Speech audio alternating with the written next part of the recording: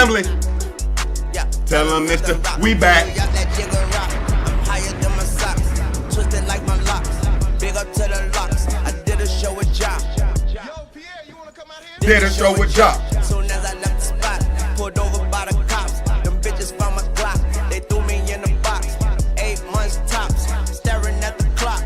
Commissary stop. Man, we caught a 5 drop. The nigga jaw gon' drop. The bitches draws gon' drop. And then the calls gon' drop. Hello. I bought too hard, they flap. Whoa. Now all these bitches got ass. How did they get it so fast? They have that in the past.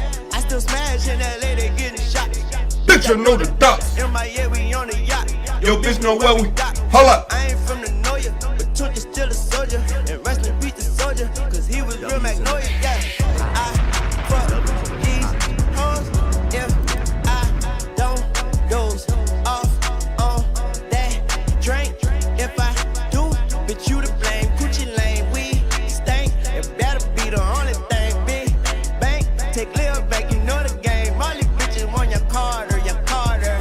The fireman and fire starter need water. All of your bitches, they poo. All of my bitches, they new. They got more bitches than you. All of these hoes in cahoots. But my bitch keep me in the loop. She blow me like hot camera soup. My waters come out like a troop. Innocent boss, not a hoop. Enjoying my financial fruits. I'm in a pineapple coupe.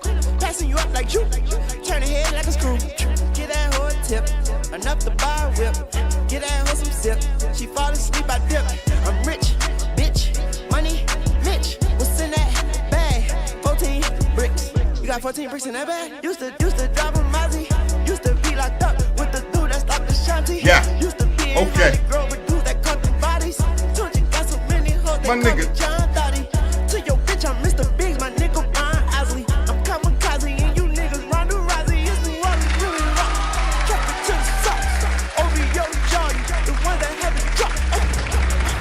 Wait for Carter Pop the drop. Oh. It's the rock. Oh. Tell them bitches it's the rock. Yeah, yeah. I'm throwing up the rock. Yeah, I ain't from Magnolia, but Tunch is still a soldier. Okay. And rest in peace the soldier, cause he was real Magnolia. Yeah. Family, family, family. It's your boy Jay checking in. Family, we back. I appreciate you pulling up, kicking it with your boy. We got a few things to get to. Let's give you a rundown. Family, we got to give you a Diddy update on his trial. We definitely got to give you an update on that. We got some things moving over there. Also, did Joe Budden bait Elliott Wilson into this new Elliott Wilson we're seeing? We definitely got to speak about that as well. Also, TDE Punch, he did an interview. He spoke on the Kendrick Drake battle. We're going to speak about that. We also probably get to some other things, but before we get to the end of it, family, again, thank you for just pulling up and kicking it with your boy.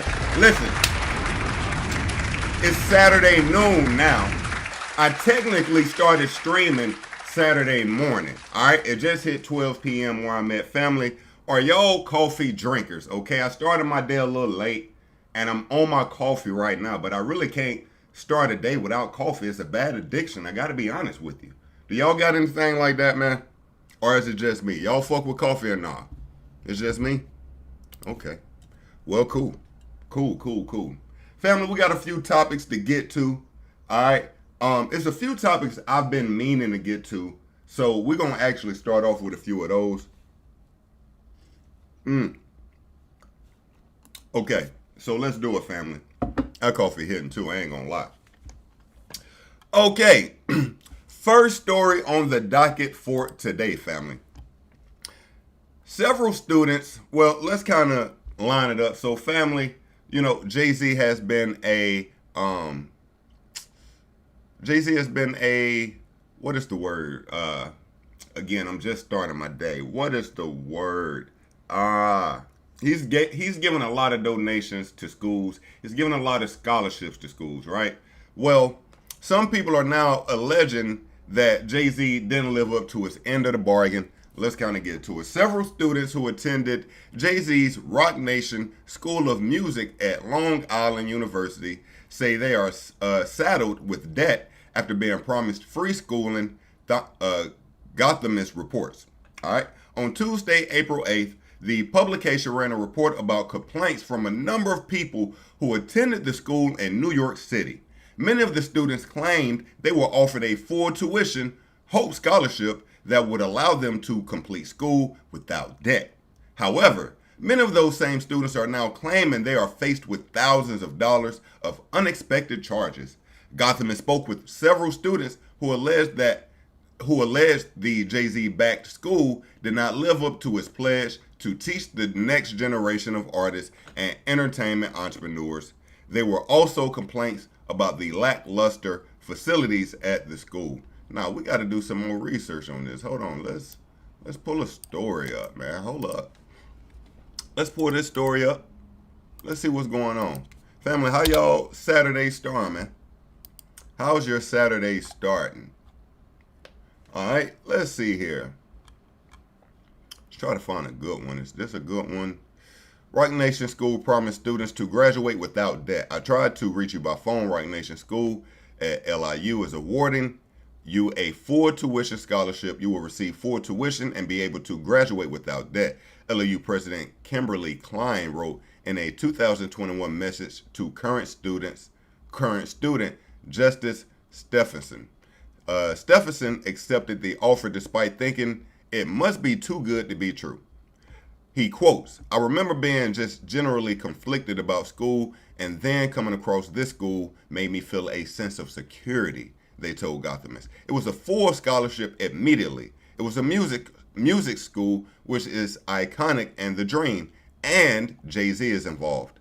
Look at this. The email didn't mention additional costs to attend the program. According to Gothamist, tuition at LIU Brooklyn cost $40,000. Oh, wow. Housing, meal plans, health insurance, and a full-time university fee cost an additional $22,000 per Gothamist. Rock Nation School students face unexpected costs. Stephenson said she was asked to pay $26,000 to the school in 2023. She was able to negotiate for her cost to go down to $5,000. Wow, that was some great negotiation, girl. You ain't even need college. You negotiated down from $26K to $5,000? Damn. After saying she had been promised a debt-free graduation, Stephenson initially reached out to Klein with questions about her scholarship, but was never able to get in touch to have a conversation. At least 12 students are in a similar situation. They owe between $5,000 to $39,000 according to Gothamist. After realizing they had to cover fees and housing, some relied on couch surfing or even dropped out of the school or transferred to another institution. Damn, these motherfuckers was living on people's couch? Damn, Jay-Z done ran these people out their apartments, their homes? In several instances, they were told to take out student loans in order to cover the cost of their education at LIU. Damn. Student Ajayla Thomas transferred to another school after seeing $19,000 in unexpected charges from the university. Another student eventually took out loans to pay the $22,000 she owed. Damn, man, Hov got these motherfuckers taking out loans, scrambling and scraping. Let's see. Rock Nation School students have criticized the overall offer. Some students also said that Rock Nation School failed to deliver what it promised, which included guest lectures conducted by artists like Rihanna. Oh, nah, they hooked these motherfuckers good. They hooked these motherfuckers good. Rihanna, DJ Khaled, and the Jonas Brothers. Their names were advertised, but they never showed up to the school. During the first year of the program, students said they had to build their own recording studio because of the lack of facilities for their program. Man, look, man. Y'all telling me y'all surprised a billionaire lied to you. You're telling me you surprised a billionaire lied to you, you say. Hey, look, man. Y'all owe 40 little 50,000. Y'all got to remember, man. This the same nigga that told you, what's 50 grand to a motherfucker like me? Can you please remind me, okay? Listen, man. If y'all niggas got to show up to the next Rock Nation brunch, kick it in the parking lot, watch every nigga cop for like $1,000 a piece, you know what I'm saying? Maybe two. Hey, man, you'll get that debt wiped out in no time, man. All right? Y'all niggas show up to the next Rock Nation brunch, Y'all watch a few of Hove cars, his wife cars. You feel me? Shit like that. We're going to get y'all niggas out of that ASAP, man. You know what I'm saying? Jay-Z did what he had to do at the time to get the look he needed. He got it. He forgot about you niggas. I get it. But, hey, man. Life goes on. All right? Okay, that's a good one we knocked out real quick. Let's keep it moving. Some actual little cool story here. YBN Amir, hold on. YBN Amir celebrates after buying his first McDonald's location. Fire. It's super fire. Hold up. What'd he say? I was on some whatever shit 2023. Clown shit. I was on some whatever shit 2025. I just bought my first McDonald's establishment. Damn. 2023 clown and 2024 coasting. 2025 just secured my first McDonald's franchise. Yeah, motherfuckers, YBN burgers and all that. Hold up. Yeah, bitch. First motherfucking McDonald's, nigga. YBN shit, nigga. Fuck is you niggas talking about? Miss me on this bitch now. Hey, this fire. Look, what was the name of that song that really took YBN Amir out the game? You know, YBN Amir, man. And to be honest, shout out to YBN Amir. He's actually from Alabama. I'm an Alabamian myself. What was the name of that? Like, oh, it was Soul Train. That was it. It was so bad. It went viral for how bad it was, right? Was it this one? Let me check the comments. The sound engineer who had to listen to this raw vocals. Was it this one? It may have not been this one. Wait. It was this one. I'm looking at the comments. Song ended bro's career. Now, it looked like some of these comments actually liked the song, but I do remember a time YBN Amir getting killed for like this song, if I'm not mistaken. Nevertheless, man, bro done bought his first McDonald's. Super fire. I'm rolling, man. Keep it up. Keep going. Keep going.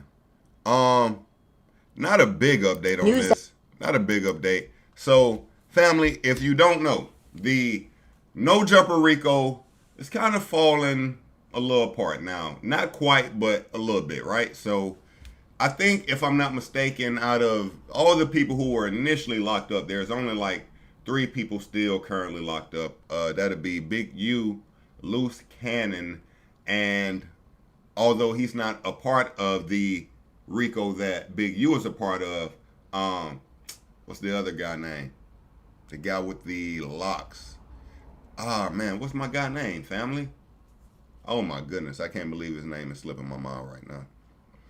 The other guy is not a part of the Rico, but he's still currently locked up. But this is the mother of the child that Big U allegedly killed. And she is speaking her piece on Big U currently being locked up. Let's check it out. That broke out that said that Big U was, you know, might have been involved in your son's murder. I mean, do you believe he's responsible? I know for a fact he's responsible. Damn. There's no doubt in my mind. Mother's instance, I know he's responsible. Oh, wow. Why do you think that he did it? I mean, that's like the big question. Because you don't like the word no. Okay. You don't want nobody to tell you no. Everything's supposed to go your way or no way.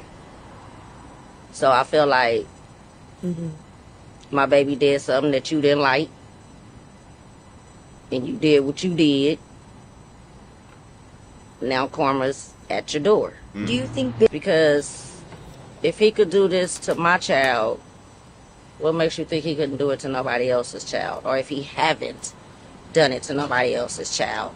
Or if he don't have anybody child right now feeling threatened because of what he have said to them or what he have done to them? is there a message that you would want to send to Big U? Why? Any other time you would have called me. Still right now, today, I still haven't heard from you. Nothing. Okay. Now, again, Big U is still currently locked up on this Rico. There has not been an announcement of a court date or the start of trial or anything like that yet. Of course, they're still building the case, I'm sure, gathering information on the case. But we will indeed keep you updated. But the mother feels like Big U 100% had her child killed. Crazy. Crazy, man. All right, let's see here. We're going to knock out a few more of these topics I've been meaning to just kind of knock out. Now, me, I tell you all the time, family, I'm just a fan of music. I love music. You know, sometimes in these streams, we hit topics that are just sweaty topics. This will be one of them. Jermaine Dupri speaking about the making of, what's the name of this song? Ooh, darling, 'cause you'll always be my baby. I think that's the one he's gonna tell a story about. But you gotta remember, at one time, Mariah Carey was the hottest pop star out there, no cap, and she had a love for hip hop music. So she always blended the genres of pop and hip hop. And Jermaine Dupri, who was also, of course, scorching hot in the early 90s, mid 90s, was someone she would run to try to get this sound off. Let's check out this clip. This comes from the Tank podcast, R&B Money. Shout out to Tank, because this is a great podcast. Let's check it out. Yo, and she was like, I want to make a record like this. She said, I want to sing over this. And it was Cream, Wu-Tang Clan. And I'm like, what? Who are you? I'm like, you want to sing over this? She's like, yeah. Then she played another record. I'm going to sing over this one. And I'm like, I'm looking around like, what the f is going, like, this Mariah Carey. You want me to make this for you?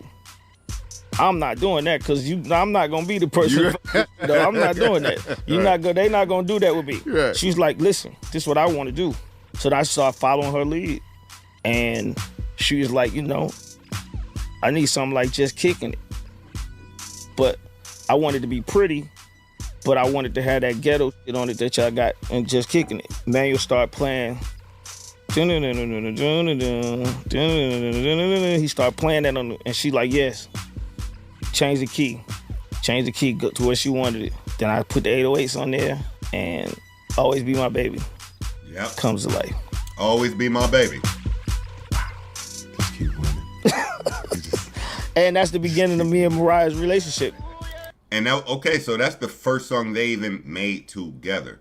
Family, I encourage you, check out this podcast if you have not, because if you're into stories about music, it's not a place like it. Of course, Tank being a legend in the R&B music, he gets a lot of respect, and a lot of artists who are, you know, had long careers, and even, you know, some artists who are starting off, they come kick it with him. So, fire.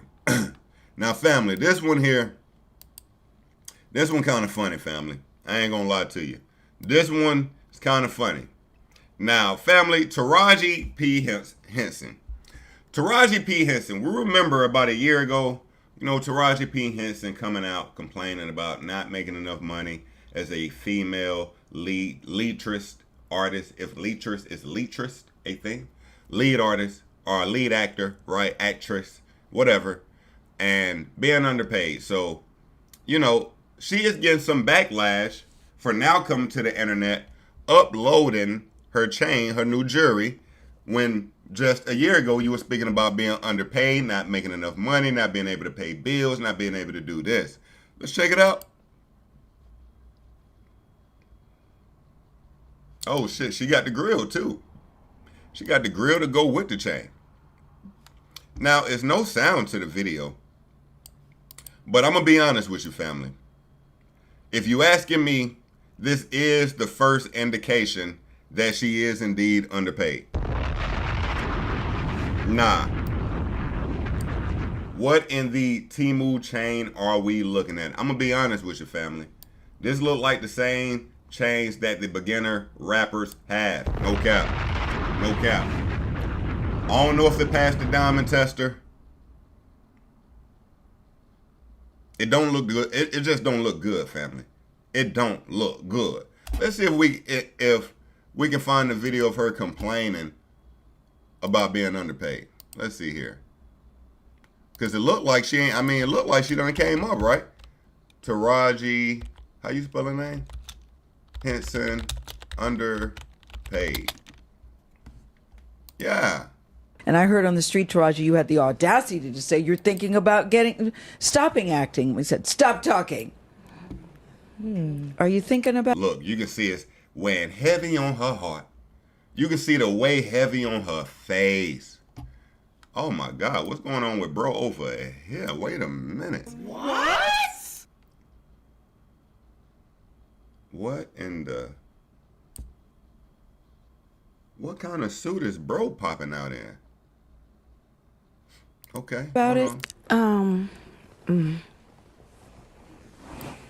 Oh shit. Hold on. Get it together. I'm just tired of working so hard, being gracious at what I do, getting paid a fraction of the cost. I'm tired of hearing my sisters say the same thing over and over. You get tired. I hear people go, you work a lot. Well, have to. The math ain't mathing. And when you start working a lot, you know, you have a team. Big bills come with what we do. We don't do this alone. The fact that we're up is a whole entire team behind us. Yes. They have to get paid. So when you hear someone saying, oh, such and such made $10 million, no, that's not, that didn't make it to their account. Know that off the top, Uncle Sam is getting 50%. That's right. Okay? So do the math. Now we have $5 million. Your team is getting 30% or whatever your team is off of what you grossed, Sometimes not more. after what Uncle Sam took. Now do the math. So I'm You're tired. Now look, I'm gonna be honest, family. You know a nigga like me, you know what I gotta do. And I'm gonna stand on business. I also believe some of these celebrities live outside their means. I really do. All right. Now, a team. When you say you have a team, what exactly do you mean a team? Looking for the truth. You the man. You the man. Man, I appreciate you pulling up, kicking it with me, family. All right. What exactly do you mean? Because there's a lot of people who move around without a team. I mean, you may have a manager, of course, you're an actor. You have someone reaching out trying to create deals for you. But it's some teams you may not need, Taraji, okay? It's some entourages you may not need all the time with you. Matter of fact, if I'm not mistaken, Taraji was the same one complaining about the vehicles they came and were picking them up in. Let me see. Let me see if we can find it real quick. Hold on. Complains about vehicle. What was it? Well, in a recent interview with the New York Times, Taraji P. Henson expressed her frustration about the treatment of the actresses in The Color Purple, specifically criticizing the decision to provide rental cars to the cast of The Color Purple. Well, in a recent interview... Damn, that's the whole clip. What the fuck? I'm just tired. Taraji P. Henson is back in the news because they wanted... Who is this nigga looking at? Who the fuck is he looking at? That was out of line. Let's go. The producers of The Color Purple wanted her and her cast to drive herself to work in a rental car. And she said no. She went to the producers, and the producers said, listen, if we give you a private driver, then that means we have to give everybody a private driver and security. She said, well, give everybody a private driver and security. So here's my thing, family. Again, you are already in a 1% of living. Like, let's be honest. Taraji P. Henson, my dog, Hemi. He'd Man. like to support it, yeah boy J. Yeah boy J. Face emoji. Cool face emoji. My dog, Hemi. I appreciate the fuck out you, twin. I hope you are having an amazing Saturday morning or evening, depending on where you at now. Okay, we got some of the squad up in that bed. It's a little lit up in that bed. Hold up. All right. So, family, again, it goes back to somewhat being humble. Let's see how much Taraji, and I know this is always somewhat off, but let me see. Let's see what they give us on a Taraji P. Henson net worth. Let's see what we pulling out with. Now, this don't make no damn sense if this is true. Now, the same person complaining, you telling me you making around 12 million or you have made around 12 million? Nigga, what? it ain't shit underpaid about $12 million. I'm gonna tell you that now. Now listen, if you count another nigga's pockets, that's your problem. See, listen, comparison is the thief of joy. Family, say it with me. Comparison is the thief of joy. $12 million. If I'm comparing myself to Taraji, I can say I'm underpaid as fuck all day. All right? Shit. It's a lot. Man, listen, man. $12 million is a lot of money. So it goes back to this video here. You know, you want to live a lifestyle. That's my thing. It ain't that you are underpaid. You want to live a lifestyle that is just not in your, you feel me? It's just not in your bag. And it's okay. Because you still playing in a ballpark that is a blessing to be in. You talking 7 figures. Mind you, family, literally, if we going through the entire world, you talking about 0.0000001% of people who see 7 figures in their life. Hold up, my dog hit me double back. 12 million is crazy, but she's crazy, but she moved that money, I bet. I bet she did too. That's my point. 12 mil, bro. And even if we're looking at this video here, Taraji P. Henson says she almost had to drive herself to work in a rental car. Ooh, so bad. Oh, I had to drive myself to work. Nigga, what do you think every person in the world does? This nigga's walking to work. Nigga, I know cap. Yo, this is no bullshit. Sometimes I'll see a nigga working who working like McDonald's, walking to work. Like, have y'all ever seen these kind of people?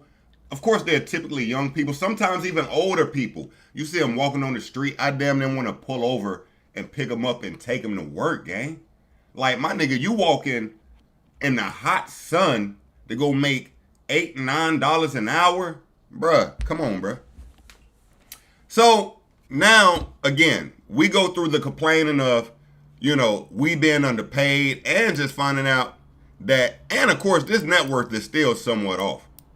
Like, I would say she's probably made more than 12 million in her career. I would think so, damn near. Hold up. Oh, they got some kind of breakdown here. Okay, is these all the shows she did with the amounts she made? Okay, hold on. Salaries. Here's a list of known salaries earned by Taraji P. Henson. Okay, this is kind of interesting. Let's see here. Now, in 2008, she made $150,000 from The Curious Case of Benjamin Budden. Now, I'm not sure if she was a lead actress in this movie. I've never really seen it, to be honest with you. $150,000, I'm be honest. It's 6 figures, but it's on the lower end, right? We can be honest with that. Cool. The Family That Prays. Now, the same year, though, she pulled in half a ticket, one movie. Nigga, half a ticket off of one movie, that's good money. Fuck the bullshit. McDonald's start people off at $17 an hour here in North Carolina. What? Yo, I'm in Alabama. These niggas making like, I don't even know. These niggas is not making no 17 though. I can guarantee you that, twin. These niggas is not making no $17 around here at no damn McDonald's. Nah, y'all doing good. But North Carolina is a more active, more, you know, moving state than Alabama for sure. Nigga, the only thing Alabama known for is the walk from Selma to Montgomery, nigga.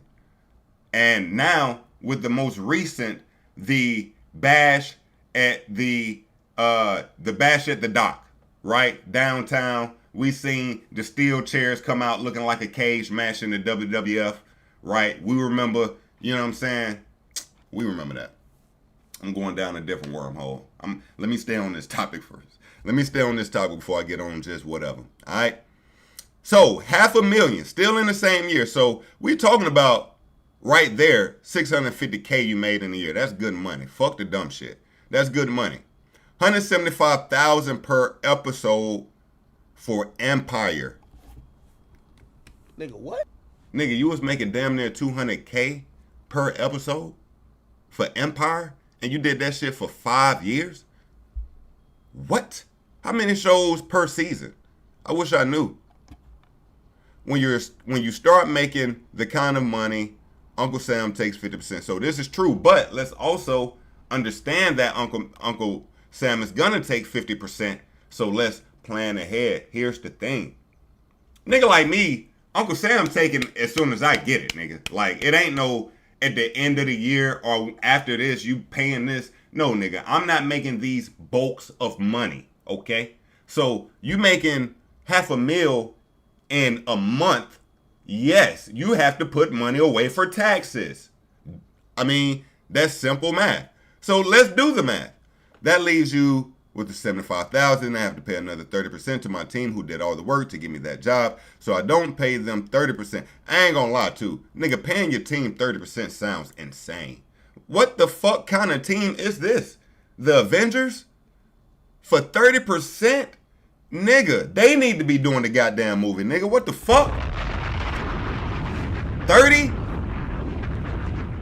Nigga, that gotta, I don't know, gang. That gotta include every bit of team in the, all right.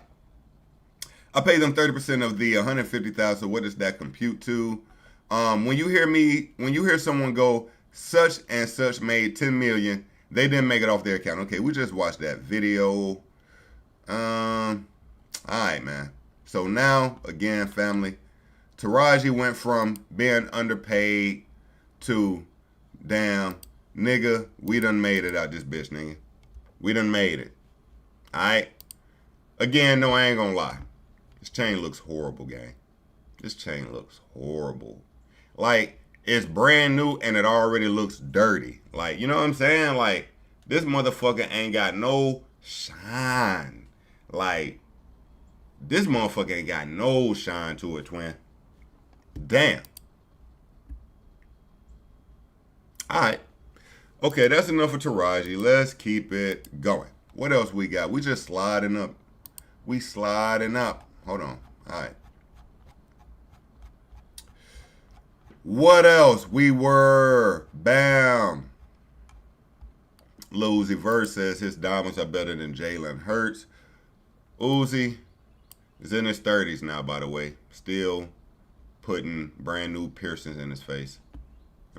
Anyway, that's a whole nother story. Let's get to some good shit. Yo, let's go ahead and break a good story. Let's get to Punch TDE. Punch TDE did an interview. I don't know if we're going to watch the entire interview, but I don't know how long the interview is. Let's see if we can find the interview real quick. Punch TDE does a interview speaking about the Drake Kendrick battle. Oh, nah, this motherfucker 3 hours. Ain't no goddamn way. What in the... Boy. Hell no.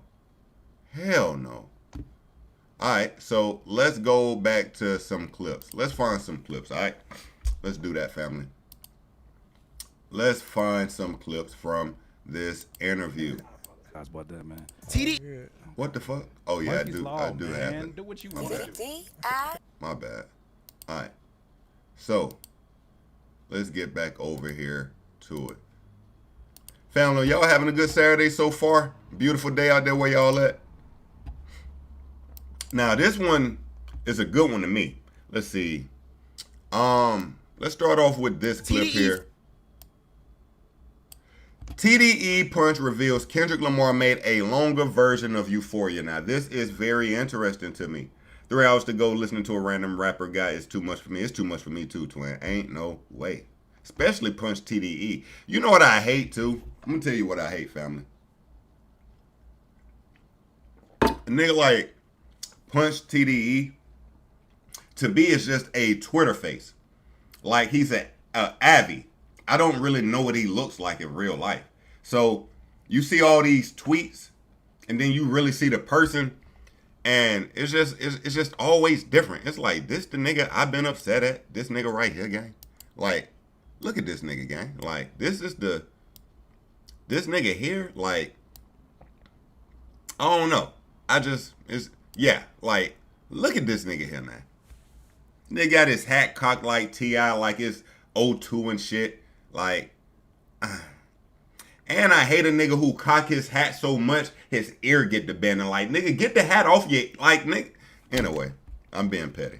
Let's check out this clip. Now, TDE Punch reveals Kendrick Lamar made a longer version of Euphoria. Very interested in this. Let's check it out. TDE's President Punch just revealed that Kendrick Lamar had a longer version of Euphoria. There was rumors that there was an 18-minute version of that. I don't know the length, but it was definitely longer. It was definitely longer than the version that the world got. There's a version that we never heard before. So why didn't it drop? It was just some things in there I didn't think would have been beneficial in the long run.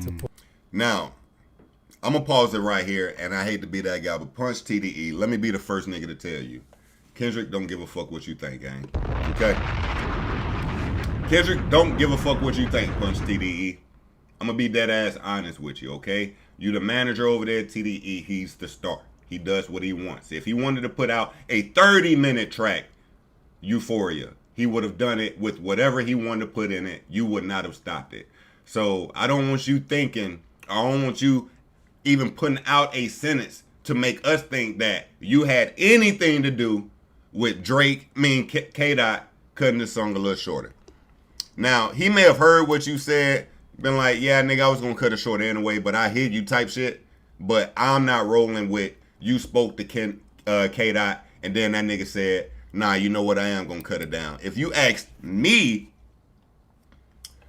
the song was probably getting to a point where it was some things that was repetitive, some things he just obviously seen he could trim fat on. And even with that, he still gave us an 11-minute song, or a 7-minute song. Which one was it? 7? And it was an amazing song. If you ask me, Euphoria first, Family Matters is the battle. That's if you ask me. Those two songs there, bravo to both of those guys. Bottom line, when we talking about the battle. Anyway, nevertheless, let's get back to this. It was just some things in there I didn't think would have been beneficial in the long run to put in there. So I gave him my input on that or whatever. He took some of those things out. What do you think Kendrick left off the track? And would you still be interested in hearing the unreleased version?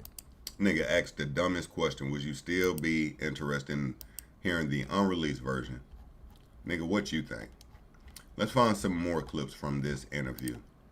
Want to dive more into this category now. So over the years, we as a listener saw what seemed to be subliminals thrown on both sides. Yeah. Or even at least could be interpreted as that. And, you know, because we don't really get a lot of interviews from Dot, or we don't really get, you know, or the other folks who are involved in it are not as Dot. Real quick, you know one thing I have to say about the West Coast? They are self-fulfilling. They don't need shit else. Obviously, this guy here, salute to him, is a West Coast YouTuber, right? And he obviously has over 100K subscribers. And before this interview, I've never heard or seen of this man before in my life. Just to go to show, nigga, the West Coast supports the West Coast. I look at a YouTuber like Poetic Flacco, who is not even from the West Coast, but his coverage currently in the YouTube world and content space is so heavily West Coast. I think he's created a new wave of just having, the same people who watch Adam 22 watch his shit for more of the underground, more maybe spicier, unknown shit going on, right? Okay. Direct. Yeah. We never really know until we knew. Yeah. As it is approaching to that time, I'm curious, what was the energy like internally when the Kendrick versus Drake battle first kicked off? And let's talk about specifically what that like that verse. It had been bubbling for a while. Right. You know what I mean? We was pretty closed mouth about it. Didn't say much. You'll hear little subliminals. But I got to the point now where I'm like, I'm going to speak on it if somebody asks me. Right. Because now it's about legacy. You know what I'm saying? Like usually we just let things go how they go. Right. We know what the truth is or whatever, but now it's like, okay, I speak on certain things. So I was, I think I was just getting ready to go out of town on tour with SZA when Dada came by the studio. So I didn't see him. I missed him. Mm-hmm. And he played the record for Top. You know what I mean? And I talked to Top. He told me a little bit about the record. Then I hit Dot. Mm-hmm. I'm like, it's going down? Let me see. Let's see what's up. Hey, what was his demeanor? Laughing.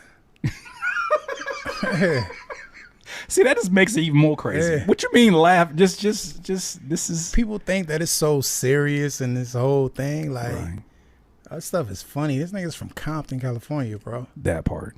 You know what I'm saying? Like, where you grew up at, it's serious over there. Right. You know what I'm saying? You getting shot at. You getting home invasions. You getting gang wars. Nigga, we talking about music, bro. Mm-hmm. So it's like, it's funny. Right. You know what I mean? So I hear the record, I'm like, yeah, it's up. It's go time now, baby. But it's still for fun in the spirit of competition. Right. All right, here you go, nigga. Ain't no big three. Mm-hmm. It's this. What was your impression when you heard first person shooter? Did you hear it at that point? Or was it even on your radar? I know you got a lot of responsibilities as working with SZA, but was that something that came on your radar at first too? Honestly, not in that way. Right. I heard it. But I mean, the nigga Drake do so many subliminal shots. It's like, family, they still try to make this first person shooter this big subliminal diss record. I don't hear the disses in first person shooter. Again, first person shooter was a record. If anyone dissed it was J. Cole, right? He was the one who said, big three, but now I'm feeling like Muhammad Ali or whatever like that. But it was a track intended to have K-Dot on it as well. Family, the truth is K-Dot felt the way and he let that shit out and he won at the end of it. Bottom line, K-Dot felt the way. And you know what? K-Dot spent his career making moments from disses. Let's be honest. Control was a moment in hip hop, but it was really all disses. That's what K-Dot has done throughout his career. Like, he'll make amazing music, and every now and then he'll just smack the shit out of niggas for no reason. No cap. We being honest, right?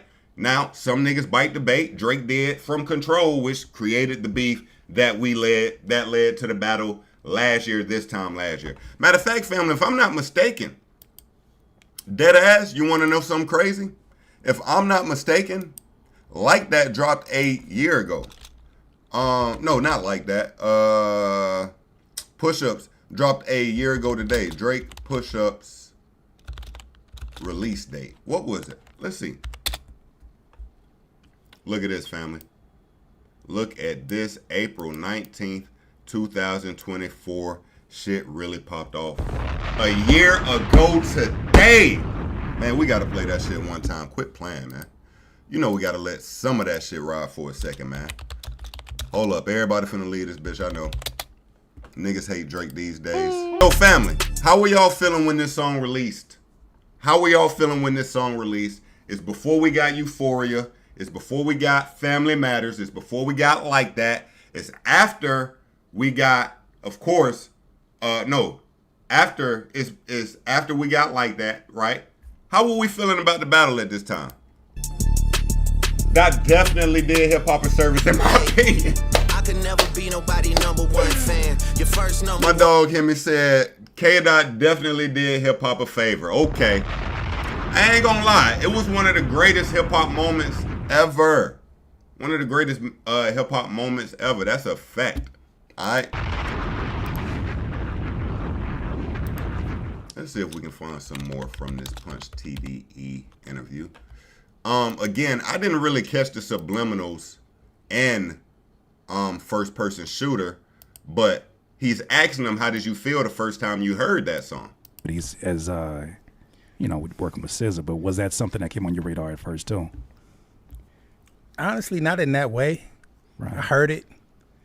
But I mean, the nigga Drake do so many subliminal shots, it's like I can't keep up.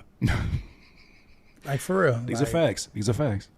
Nigga, he's saying that like Dot don't do the same motherfucking thing, but again, niggas gonna be biased towards who they biased towards. I didn't know K-Dot was dissing in All the Stars, an amazing song, beautiful song. Nigga, it's a diss. And they dope too, don't get me wrong. Like, the boy can rap, for sure. Mm-hmm. But it's like I can't keep up and try to keep dissecting everything that's being said. Right. Again, a nigga like this during the battle, talking to Mac Main the way he was talking to, I just don't like it. I'm gonna be honest with you. But let's keep it moving. The that's what we was about to do. See if we can find some more clips from this interview.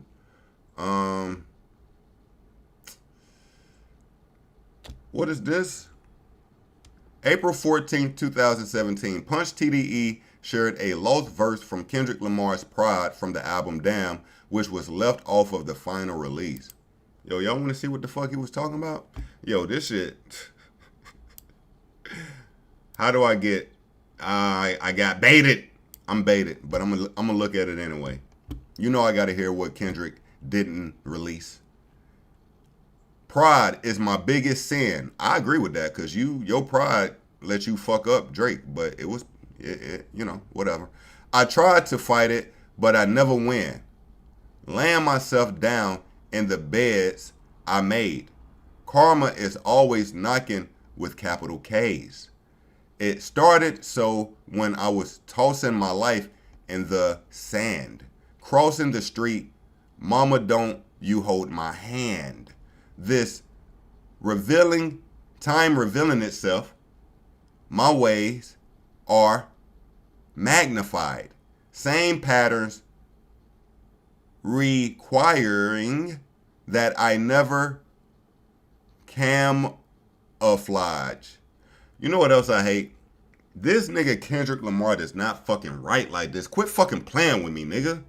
Quit fucking playing with me, nigga. Quit fucking playing with me. This shit's so fucking planet. He just so happened to be writing in red ink. Huh? The West Side Pyru K-Dot just so happened to be writing in red ink. And he just so happened to write like this. Man, get the fuck out of here, gang. But I fell for it, so I'm going to keep going. Same patterns requiring that I'm never camouflaging. Looking at me in shock. You found my identity. Asking yourself, do I have room for empathy? Everything is subject to change, but not me. All right. What else? Hold on. So? Now, Ab-Soul called in. What was this about? Let's see. This phone call from Ab-Soul midway through my interview with TDE President Punch made my day. I've truly missed my dog as he's been taking over the world. What the fuck? Let's check out like 10 seconds. What the fuck is Ab-Soul talking about? Because silence become a whole different enemy. Right. That's the Ab-Soul calling, by the way. Yeah. Should I go ahead and... You mind? You mind? Nah, for sure. Hello? What'd he say?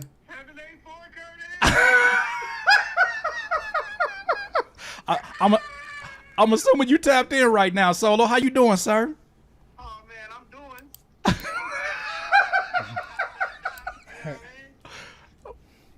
How are you, brother? Hey, man, I'm just sitting here talking to Punch, man. We just having a good old conversation. Nigga, about, what do you want, Ab-Soul?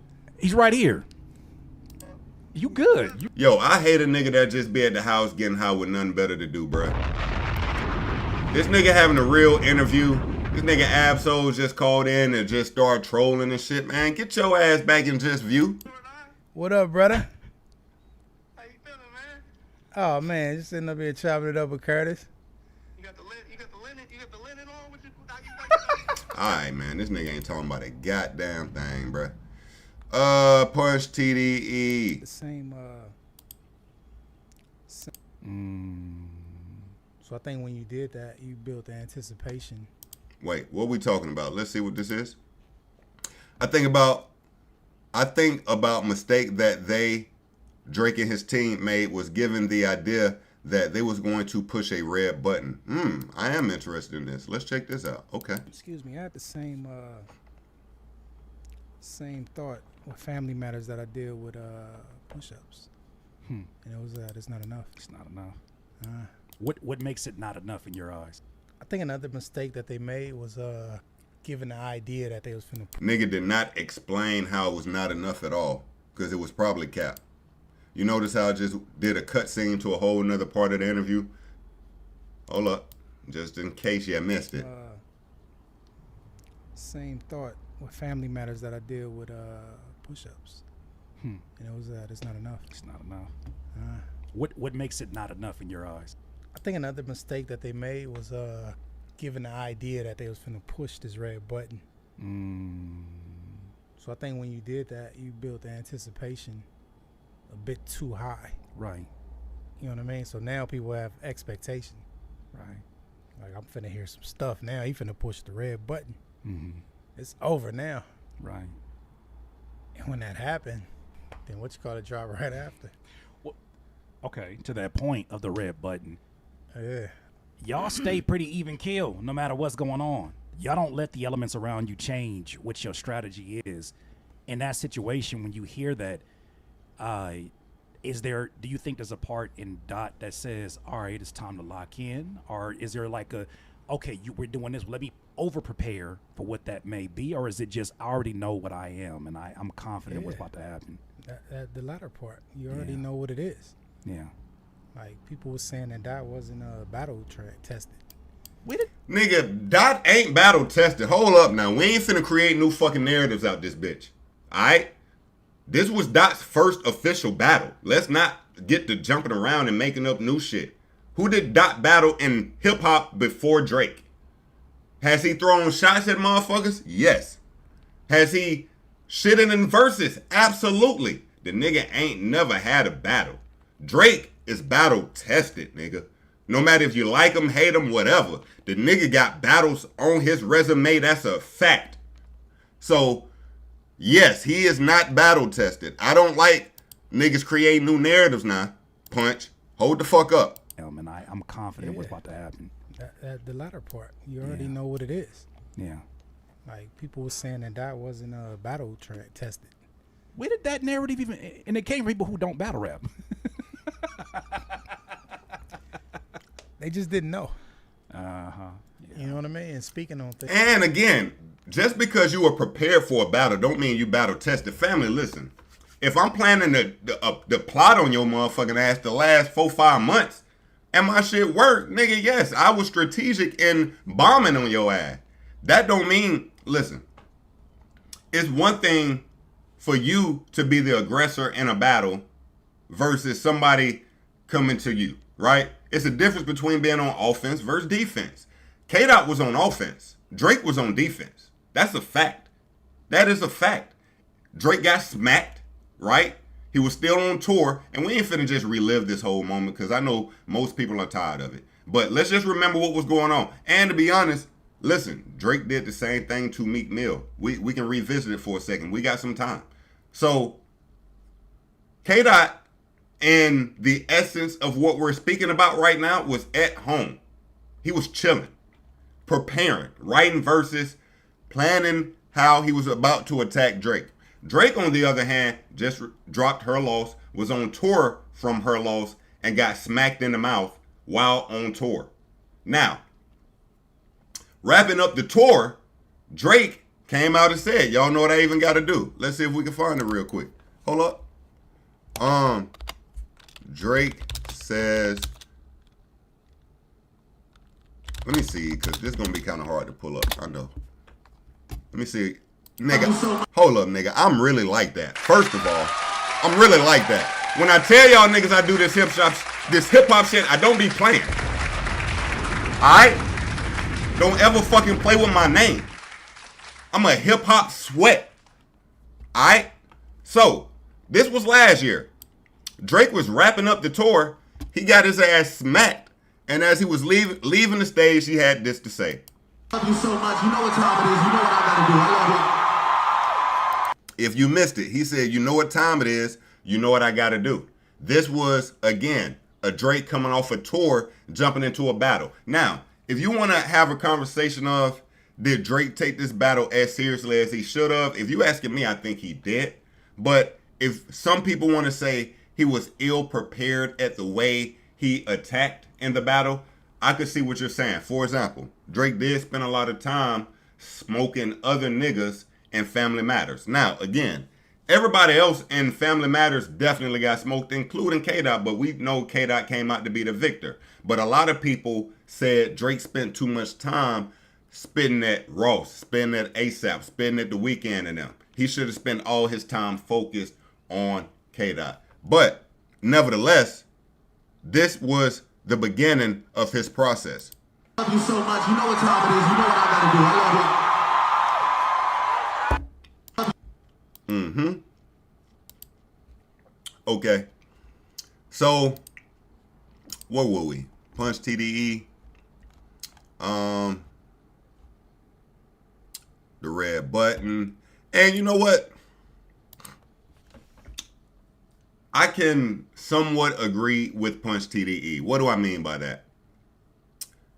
The red button, to me, I feel like he hit the red button.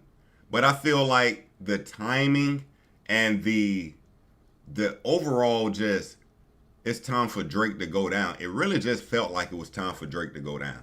It felt like nobody really, and I ain't gonna even say that.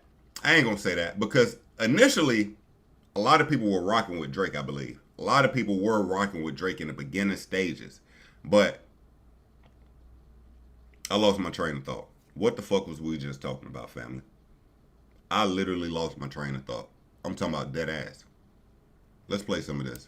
Same thought with Family Matters that I did with He said not enough. Didn't know about. Right. When I saying that, I'm listening like, hey, all right. I hear you. What's happening? Part in dot that says, all right, it's time to lock in? Or is there like a, okay, we're doing this, let me over prepare for what that may be? Or is it just, I already know what I am and I'm confident what's about to happen? The latter part, you already know what it is. Yeah. Like people were saying that wasn't battle track tested. Where did that narrative even, and it came from people who don't battle rap. They just didn't know. Uh-huh. Yeah. You know what I mean? And speaking on things that they didn't know about. Right. When I saying that, I'm listening like, hey, all right. I hear you. But it's like Dot was fully prepared. Mm-hmm. That's a fact. You know what I mean? With no songs written, he was fully prepared. This nigga was clearly lying. Dot had songs already fully prepared, pre-written. I'm not buying this shit. The nigga had a 20-minute song. He cut it down. Fuck out of here talking about not written. The nigga started the shit off. Fuck out of here. Right. That's cap. That's cap. No, man. I'm not buying it. But it's like, not. You got the anticipation that his red button. Okay. That thing drop. Mm-hmm. It's like, okay. Oh, you got dirty. You went far. All right. Yeah. Let's go further. And further he went, because damn it, after that song, they couldn't even have enough time. There wasn't enough time for them to put a piece in the oven. Yeah, for sure. Wasn't enough time to even put a piece in the oven. You couldn't even watch your favorite sitcom because damn near less than 30 minutes later, Meet the Graham. And you telling me that one fucking pre-written? Of course it was pre-written. Less than 30 minutes after Family Matters dropped, we get Meet the Grams, right? And remember what K-Dot said in the beginning. You know, we can have a friendly fade. We can keep it that way. I'm thinking K-Dot had he has other songs that if maybe Drake would have went a different route, K-Dot would have went a different route, and we probably wouldn't have got Family Matters. Meet the Grams. But the way K-Dot took Family Matters led him to drop Meet the Grams, which was a miss. Meet the Grams was a miss. It was a miss. It was a miss. Drake does not have a daughter. We have not seen a daughter. It was a miss. But the next day he doubled down, cleaned up the miss with Not Like Us. It's a smash hit. Battle Out of Here. Battle Out of Here. Drake drops The Hard Part 6. I fucked with it, but the energy wasn't there as you wanted to be in a battle song. Lyrically, he was. Energy, spirit, he wasn't. I get it. Okay, I guess we had enough of Punch TDE. What else? Yo, family, we spoke about this shit just yesterday. Now look. We ain't really sick. Just yesterday, we spoke about G Herbo, you know what I mean, reacting to how Wayne smoked the intro to the Carter 5, was it? Or Carter 4? Or Carter 3. That was the Carter 3. Easy on them niggas. I don't give a mother. That was the Carter 3. That was 3P. That's a fact. So, guess what he did? Inspired by the GOAT, he went on the radar and rapped to it. Let's check it out. You ain't never seen brains splattered on the pavement cause you got up close range. I'ma put my flame to his chest, don't wanna aim. Okay. All the ops get checked, make the radar, then you next. You better not say my fucking name. Late at night, I be with blood suckers. All of us got stripes, if you want beef, we turn to flood rucks. Running for their life, don't come outside, they took the fun from y'all fuck with her? With the motherfuckers. Vicious, every glizzy come with switches on them motherfuckers. Piss me off, I'm seeing blood. I don't need no group to go on a mission, it's just me and cuz. Everybody that know me know I get busy, that was the shit I love. Go off, then come right back like a frisbee till they all get a slug. Money. Now, this song is definitely already recorded. He is not rapping this right now currently in the booth. He's really just playing the song. But y'all let me know how y'all feel about this freestyle. Know me while I'm in the club. I'm with the elite, I'm so 100, you can't pay me in dubs. The Chris fuck with me from west to east, but hold up, that was a bar. I'm so 100, you can't pay me in dubs? I get love from blood.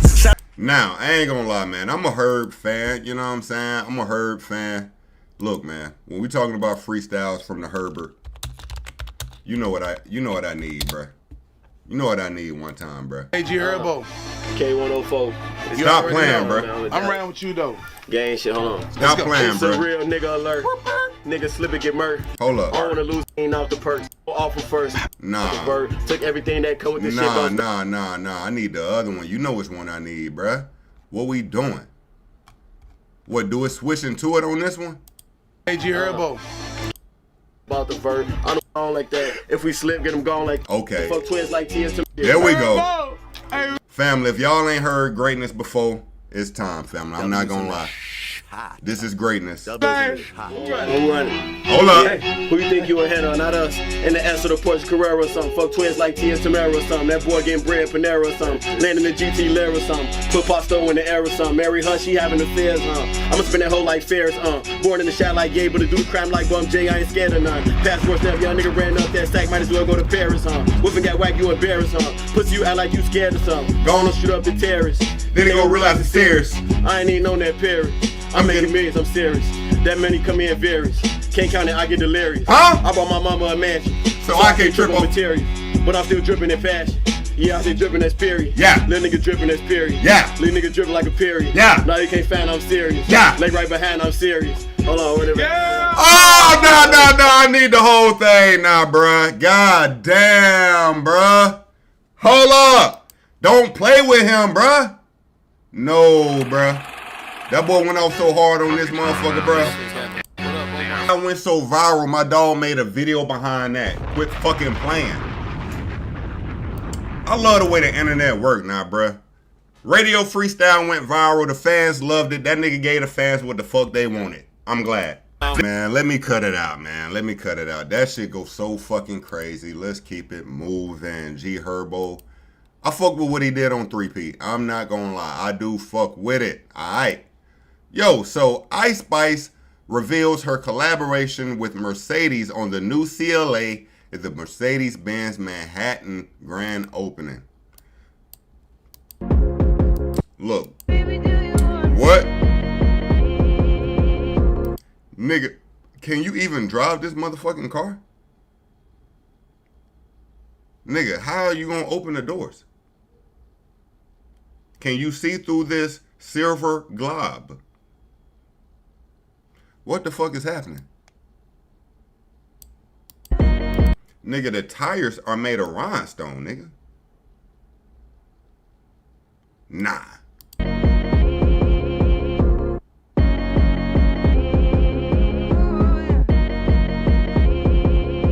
Nah, you ain't driving this shit. Nah, you definitely got rhinestones and gems all over the damn tires and shit. That shit gonna be cracking glass. That shit gonna be cracking, cutting up tires and shit. Hell no. Look, she don't even look excited by that motherfucker. I ain't gonna lie to you. She looking like, what the fuck is this? She looking like, what the fuck is this? CLA is the cheapest model on with the C and the A class. I ain't gonna lie, a broke nigga like me would have never known that. Looks like a Fortnite car. This shit looks crazy as hell. Big ass fake chain going across it. No windshield wipers, by the way. Like, I wonder if this is a full shit that you can just pick up and take off the car though. Like, is this just a full, like, pull-off kit you grab right here along this part right here. Just snatch this shit the fuck up off of here. You know, jack it up, take these tires off, put the old ones back on. Nigga, I hope so. Now, is Ice Spice getting ready for a new album? Like, why are we even getting this from her and Mercedes? Her management team is working overtime for that one. No cap. Okay, Diddy. Let's get to Diddy real quick, family. So, Diddy recently hired Brian Cohen, the lawyer. No, Brian Steele, excuse me. The lawyer that was on Young Thug's RICO trial in Georgia, added him to his legal defense team. Now, Diddy was attempting to push back his trial that was intended to start on May 5th, 2 months. Of course, you want to get he also got another lawyer added to the case as well. Let's look up the lawyers who we got added to this case, actually. Diddy adds new lawyers to defense. So we spoke about Brian Steele. The first one they pull up here is indeed Brian Steele. All right. But I think it was some more. Let's see. Diddy adds Young Thug's lawyer to his legal team. Is that it? I thought he added another lawyer as well. Let's see. Diddy adds Young Thug's lawyer to his legal team. Oh, damn. Hold on. We all off center over this motherfucker. What the fuck? And no. No. Okay. Diddy adds Young Thug's lawyer to his legal team. Brian Steele, the high-profile attorney best known for representing rapper Young Thug, is now joining the legal defense team for Sean Diddy Combs. All right, Brian Steele, the high-profile. We just said that. According to a new court filing shared by legal journalist Megan Cuniff on Tuesday, Steele submitted a motion to officially appear as counsel for Diddy. This development arrives just one day after the 55-year-old music mogul pled not guilty to serious federal charges, including racketeering and sex trafficking, during a hearing before U.S. District Judge Arun in Manhattan. All right, so here's the thing, family. Diddy wanted to push this trial back 2 months. And I'm going to be honest with you. The further he can actually push this trial back, the better for him. I'm going to tell you why. Family, no matter what the court tells the jurors, it's hard to act as if Diddy wasn't the main headline going across the news for the longest of times. It's just hard to do.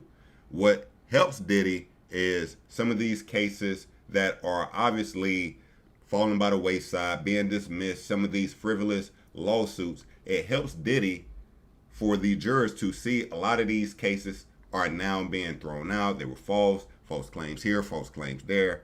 And you just want the case to cool off a little bit. You want to let something else lead and dominate the news. At one time, Diddy was dominating the news. We were hearing about baby oil mixed with drugs. We were hearing about, freak offs. We never heard that term, but now we got this new term. It was no Diddy. Diddy shit was mad hot. So Diddy wants to push the trial back 2 months. But here's the thing. Diddy's request to delay his trial by 2 months has been declined by a federal judge. Jury selection in the trial will begin on May 5th as scheduled. So the pushback was denied. Let's check out some more on this. Let me see. Diddy trial. Let's see here. So wait a minute. Diddy's trial is, Diddy's trial is said to be held from May 5th, with the rapper having been denied his trial start extension on April 18th, which was, of course, yesterday.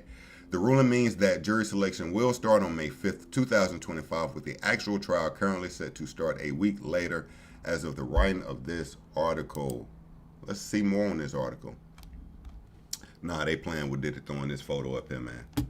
They playing with Diddy, boy. If he don't look like the damn Diddler in this photo right here, I don't know what the fuck. All right. When does Diddy trial star rapper lose his bid to delay his sex trafficking and racketeering trial by 2 months?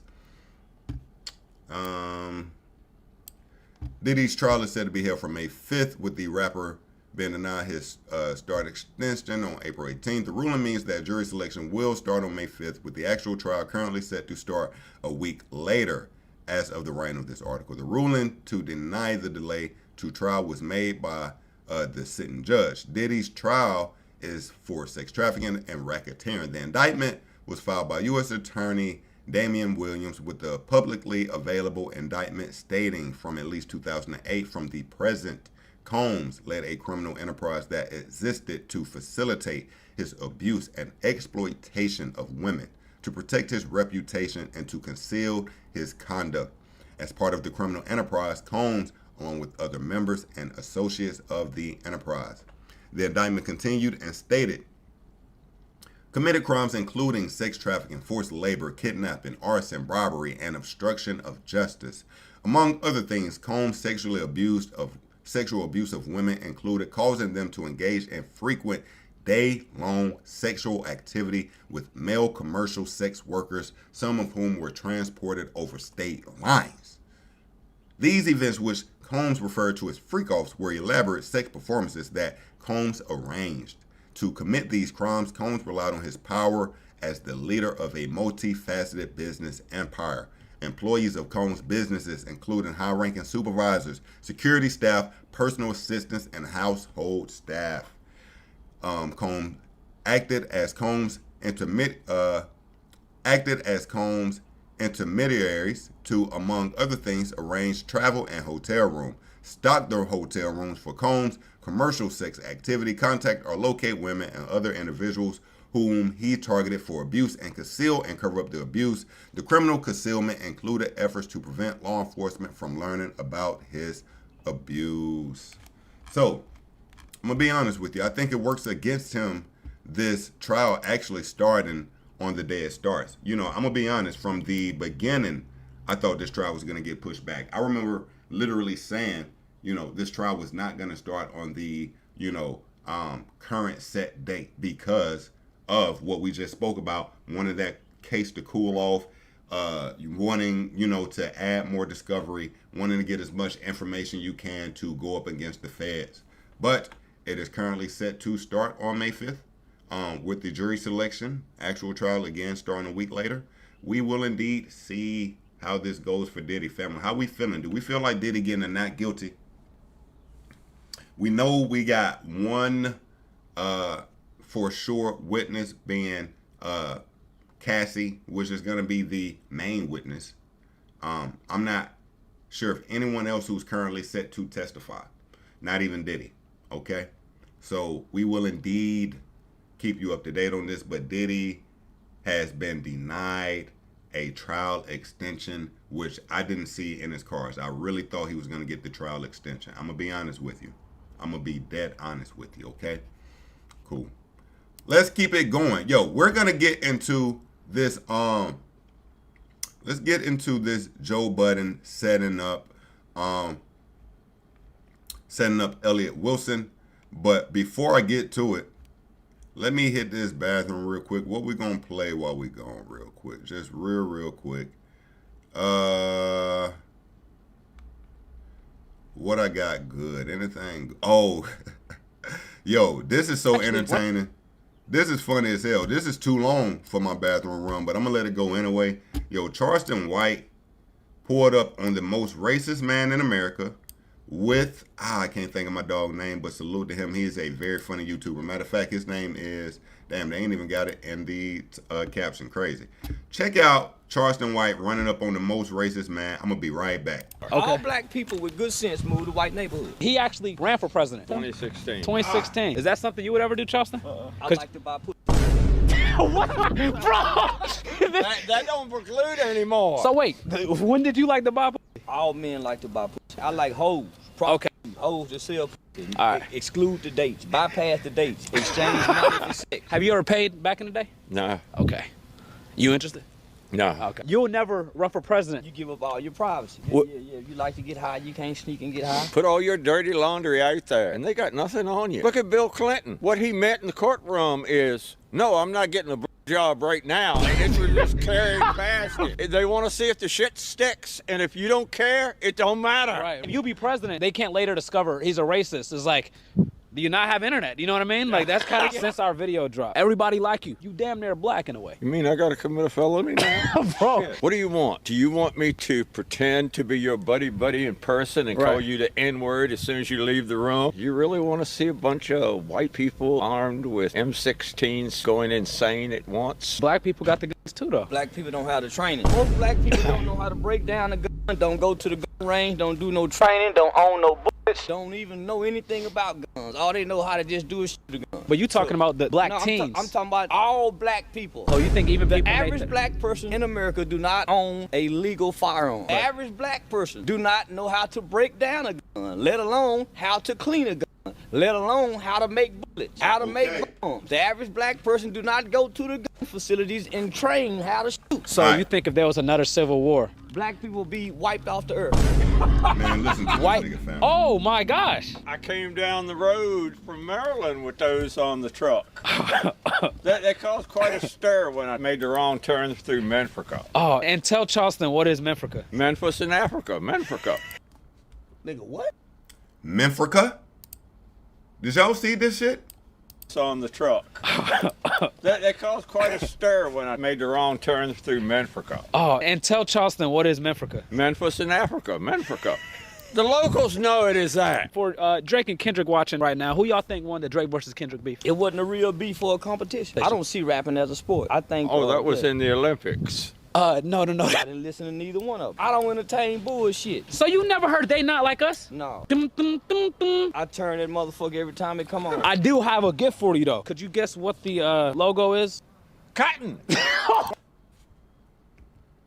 Do the knowledge, nigga. Nah, bruh.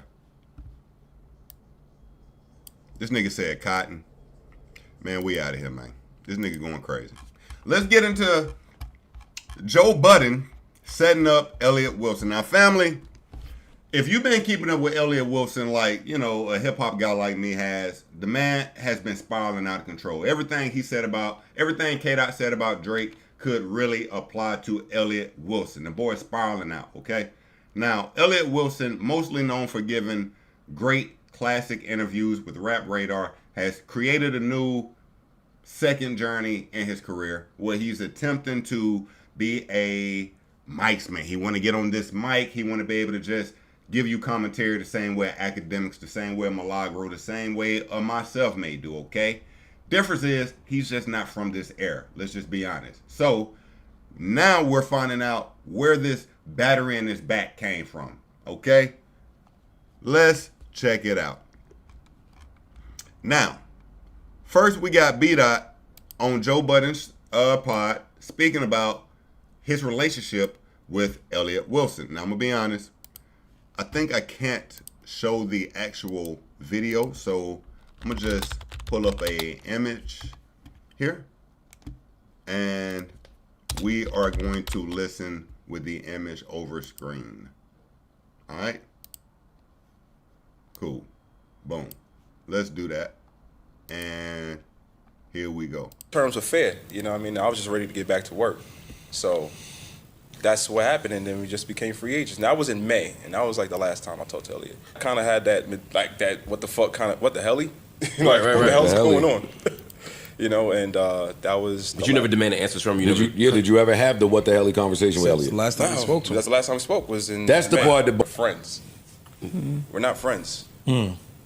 We're friendly, and I got love for him, but we're not friends in the traditional sense. It's not like I'm hitting him up casually, like, hey, it's Saturday, let's go get a couple Budweisers. Mm-hmm. You know, like, that's not...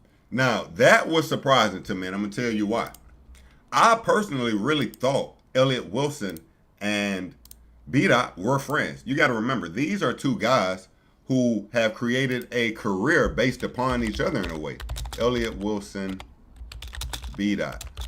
So, family, we got to remember, these two, again, when it comes to giving interviews to some of the hip-hop artists, some of the most mainstream hip-hop artists, I mean, some of the greatest hip-hop artists ever, we got these two to thank for some of these classic interviews.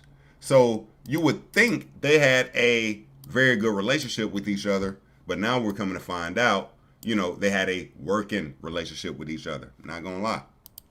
Let's keep going. Our relationship. And never been. Nah, it's never been.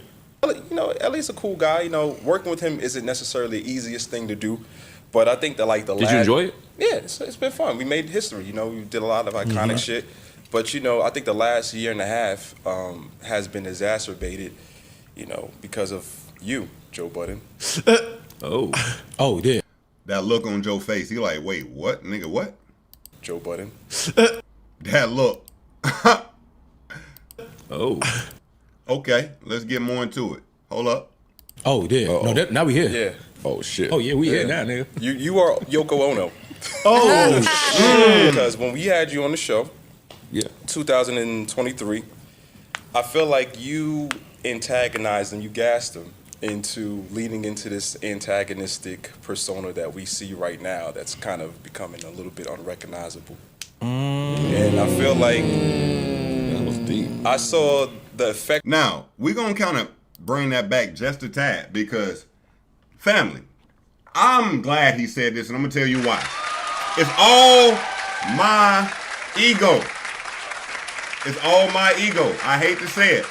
It is all my ego. I have been saying for the last, at minimum, 2 months, at minimum since the beginning of this Drake, no, that's way more than 2 months, since the beginning of the K-Dot-Drake battle, that Elliott Wilson has not been the Elliott Wilson we known. He's playing in a new ball field. We've even got videos out on my channel about it. Please check them out if you have not. But now, it's not coming from a guy who's just on the mic, behind the screen. Like, it ain't coming from that behind the camera. It ain't coming from just that. It's coming from B-Dot, a man who sat next to Elliott Wilson the last 2-3 decades. So, hey, man, I'm sorry, but this is literally what I've been saying when it comes to Elliott Wilson. He's trying to be someone he's not. And I got it starting around the Drake battle time, and maybe even somewhat before we had moments here and there. But B-Dot is literally putting a stamp, a timestamp, and date on when we got the new Elliott Wilson. Let's play it again. I feel like that was deep. I saw 2023. I feel like you antagonized and you gassed him into leading into this antagonistic persona that we see right now that's kind of becoming a little bit unrecognizable.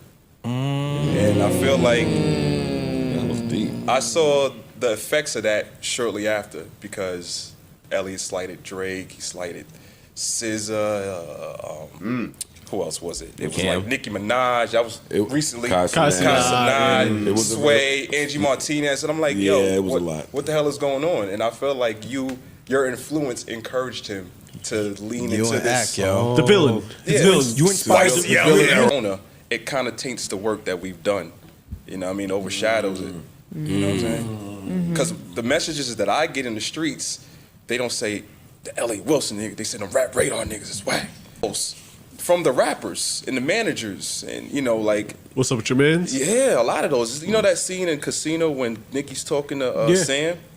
That's the conversation. And I've had these conversations with Elliott. I pulled him to the side, but, you know, you can't tell a grown man what to do. Did you block Elliott? No, I ain't blocking him. You mean you're just not speaking? He said no more. No, I never blocked Elliott. I don't even follow Elliott, man. Wait, you don't follow Elliott? Did you ever follow him? Nah. I mean, once.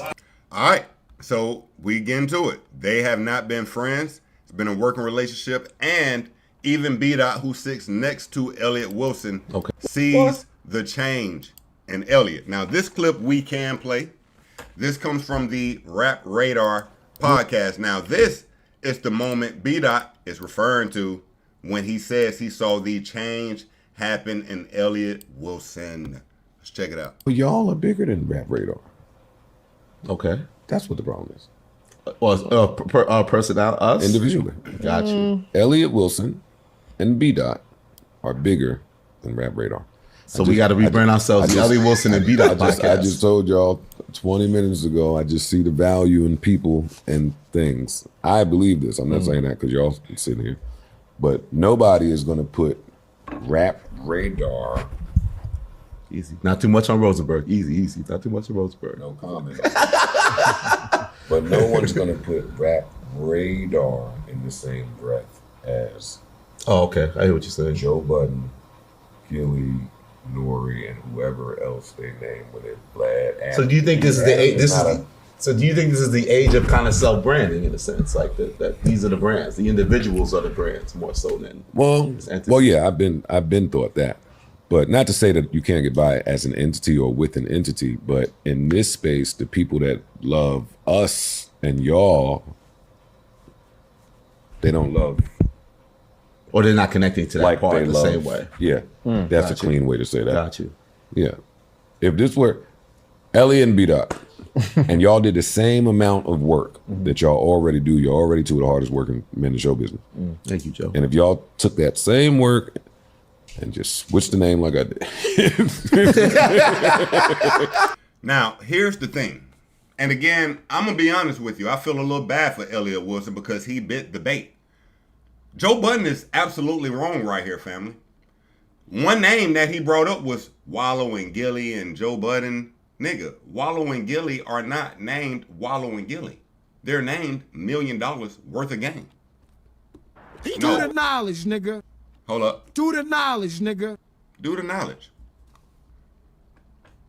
Now, Joe Budden did rebrand his show, but we also got to remember this. Joe Budden named his show, if you're hearing this, what was the name of the podcast? What was the name of the initial podcast? That's so crazy. I really used to know it off the bat. I'll name this podcast later. Oh my God, that name was so fire. That name was so fire too. The initial name of Joe Budden Pod was I'll name this podcast later. That was not a great searchable name, right? So he rebranded from I'll name this podcast later to Joe Budden Podcast. Rap Radar was not I'll name this podcast later. Rap Radar was already solidified, known, and respected. Now, if you ask me, if Rap Radar were to have gotten another deal and increased the content, because that's the thing. We're living in a space now where we want content damn near every day. No cap. We're always wanting new content. Rap Radar is a channel that uploads a interview a quarter a year. You may get 3-4 interviews from Rap Radar in a year. You're not going to be able to compete with Joe Budden, who drops 2 pods a week and a Patreon episode as well. You're not going to be able to compete if we're speaking in the content space. But Joe Budden saying, literally renaming this show Elliott and B-Dot, and you will see a significant increase. This nigga was clearly lying. Yeah, I think people would look at it different. Because they put you here out of respect and on the strength of L. Yeah. The name, the value that L carries. Mm-hmm. But this ain't. This ain't nothing else. Right. Don't get me in trouble. We love. How much is this going to cost us? It's consulting. I was going to say, Coach Joe, man. It ain't consulting because y'all ain't going to do it. y'all ain't. You in the 360. Yeah. But I think that even y'all should do it like concurrently. Yeah. Like, well, Ian's on me about not doing Patreon yet. He thinks I'm a knucklehead. I cannot. He won't give up. I can't tell you how stupid you are. You are laying your own case as to why you stupid. You should have all of that shit. Patreon, and then go and do your company man shit that you do. But on the side, how will you not build yourself? And you've been here from the start watching all of this shit happen. It's just I don't get it. I do not get it. I don't get it. I think we have kind of separated a little bit. You know, Elliott was doing Crown. I had the show on Complex. Y'all not hearing me. You still naming all these people. Crown is who? It's Elliott's. Right. Okay, we're not going to talk. We're not going to talk. Oh, boy. And, no, B-Dot's still a little shy, though. B-Dot's a little shy still. Yeah. All right, so I'm not talking about that. I'm saying to y'all to build y'all, and you telling me about everything else. I'm saying build y'all while you do all other shit. Crown, Title, this, Complex, MTV, use them to market y'all and then reroute all of the money to y'all because y'all will get paid more. Now, Joe is right and wrong, but here's the thing. Joe is right in the aspect of you always need to have your own independent thing. I totally agree with that. I don't care if you work a 9 to 5. I still feel you need to have your own independent form of creating. Bottom line. But where he's wrong is Joe Budden is jaded. Joe Budden put all his backing on himself on a true independent route. And by the blessings of God, it's worked out for Joe. Let me tell you something, family. Joe Budden is 1 in a billion. And I don't know if that's a good or bad thing, but Joe is 1 in a billion. Most people create with major players, and they do very successful. Matter of fact, one thing Joe does is spit as if he's like making the most. Joe is making the least out of all the big content creators. When we're speaking about academics, when we're speaking about No Jumper, when we're speaking about Gilly the Kid and Wallow, $1 million worth of game, Joe Budden is at the bottom of that list. The last person on that list. But yet, he speaks as if he's quadruple past everyone else. That's where he has talent at.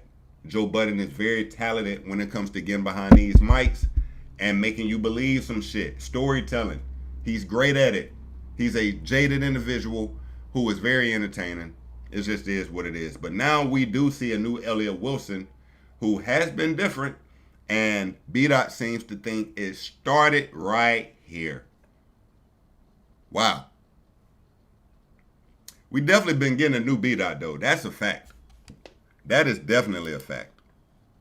Not the same B-Dot from the, Elliott from the yesteryears. Okay, what else we got? Adrian Bronner, who was so goated at one time. He got into a street brawl or a bar fight. He's speaking about it. Let's check it out. People talking about my boy got f***ed up last night. They lying. Huh? Where? Damn, boy. Time really waits for no man. My nigga shit all the way gray at the bottom now. My nigga got that truck driver weight. Like, he looked like he just, you know what I'm saying? Where? Quit playing. The real video, the real story. I ain't gonna lie, he stole me, though. He did? Yeah, he stole me. His mouse buddy on that video I seen. I know. Yeah, I bet it was. These left hooks. Yeah, y'all talking all that shit. Like my boy got scraped last night. I'm a real nigga. I'm a real nigga. He stole me, though. He stole me. Bomb. I'm like, ooh. When the nigga say he stole me, though, he stole me, nigga, boom, that mean he got a good one off on his ass. That mean he got one off on his ass. Hold up, man. Young Eduardo. Man, what's going on, man? Look, we live right now. You on the stream, man. Tell the good people something. Man, I'm happy to be alive, man. You should too, man. Hey, man. You know I'm rolling with that. Hey, man. Let me stream with the family. I'm going to hit you back. All right, twin? I'm about to dive in right now on your stream, man. For sure, Ski. I appreciate you, boy. Yeah. All right. Family. All right.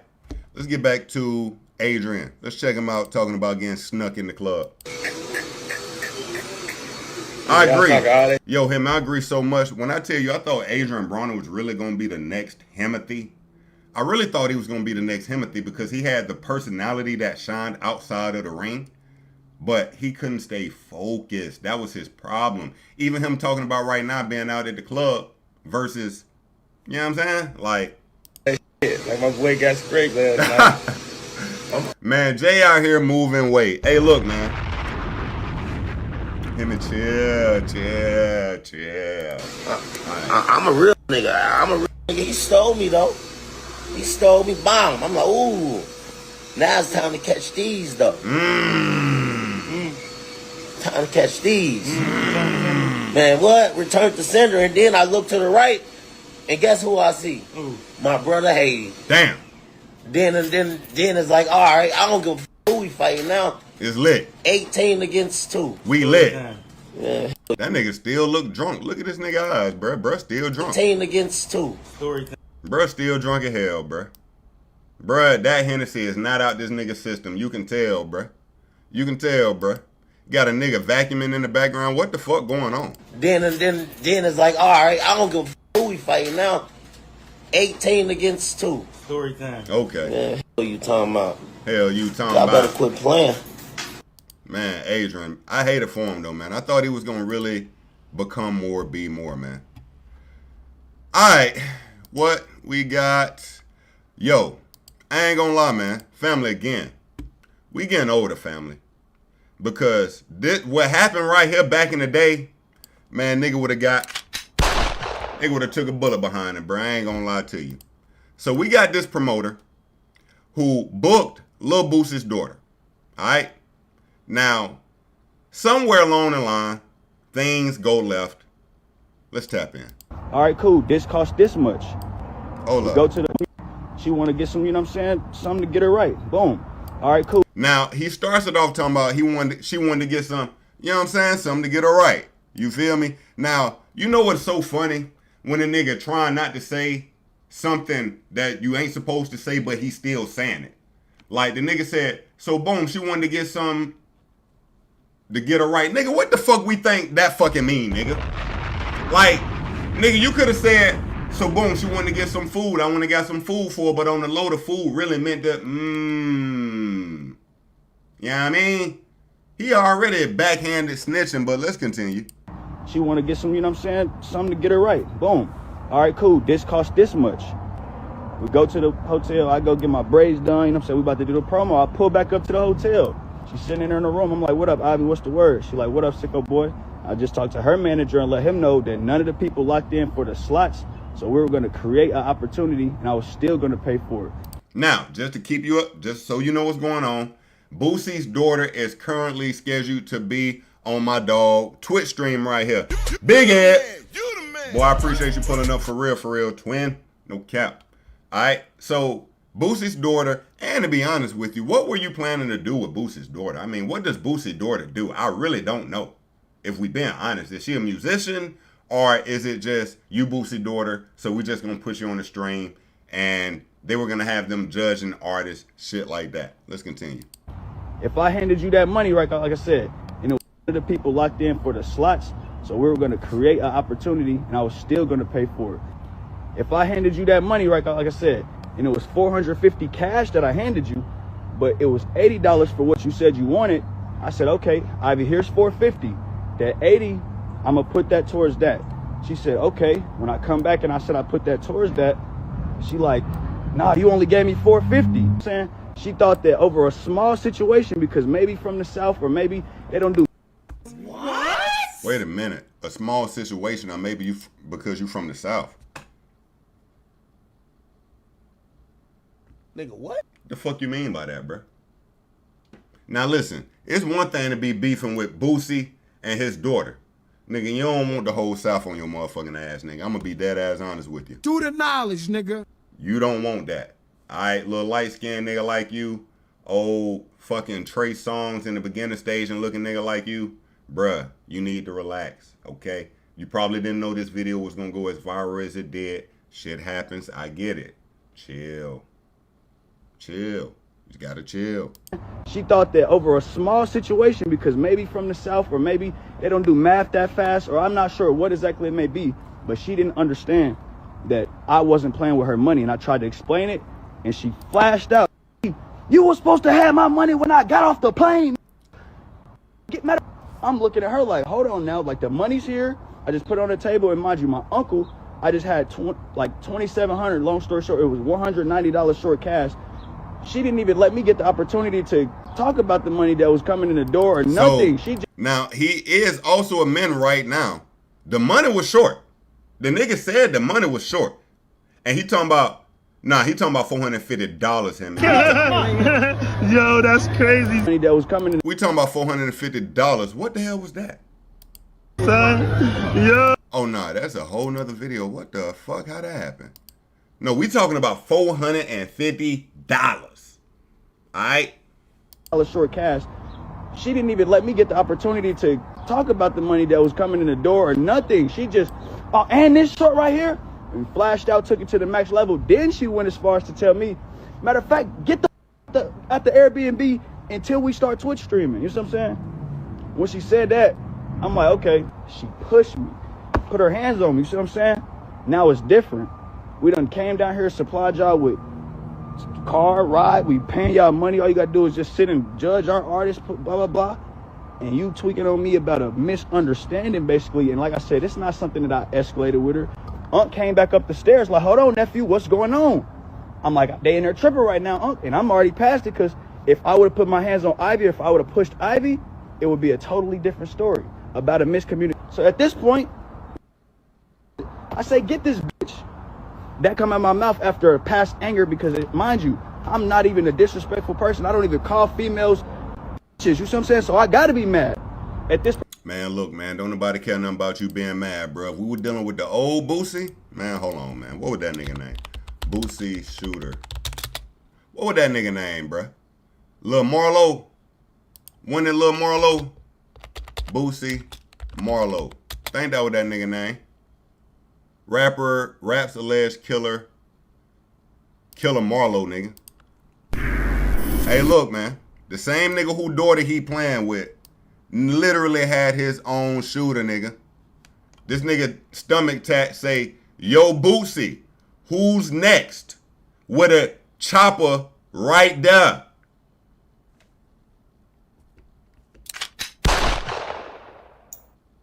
And you playing with that nigga daughter. I know it's hard to see. That's why they put it in better and like font here. Because when you're dealing with a hood nigga on this level, this tattoo was definitely given in a kitchen. Okay? Or a prison cell. Yo, Boosie, who's next? You want to play with that nigga daughter? Calling her a bitch? Tweaking out over a look, you feel me? Because you was short some, we ain't even talking about $500. Boy, your life is worth more. I'm telling you, gang. They just don't know the way shit used to go, man. Shit like this, bruh. Nigga would have tweeted LOL and we would have been seeing your ass on the milk carton. I'm telling you. Particular time, Junior Boy, her manager, after he didn't say nothing the entire time, grabbed my shirt. Now we standing here at a standstill, grabbing each other, looking at each other crazy. Now it done escalated past just talking. You see what I'm saying? To where it's no more of a point where this is even a miscommunication. She done nap time. Bro. So this is Boosie addressing the situation. Now he say Naptown is over for Naptown. What the hell is Naptown? I'm gonna look that up. I ain't got money, ain't got no back end. I ain't got money, bro. Just broke. Janky promoters in Naptown, bro. Like, I'd rather y'all take my shit than take my daughter's shit, bro. So, I'm not coming back to Naptown. It's over with for Naptown. Appreciate all the love y'all showed me through all the years, but I'm not coming back to Naptown. It's over with. You want me back, nigga, gotta pay that time for what they took from my daughter. Okay, they gotta pay that times for what they took from his daughter. Now his daughter was owed $450. Let's pull out our handy dandy calculator, family. We know what time it is. All right, so hold on. He said 4 times that. Now this might be manageable. Let's try it out. 450 times 4. So the next time Boosie goes to Naptown, they indeed have to pay Boosie a whopping $1,800. Okay. Okay. $1,800 on top of whatever my dog was supposed to get. He got to get that for his daughter. Okay. Cool. I feel like that's reasonable. And what the hell is Naptown?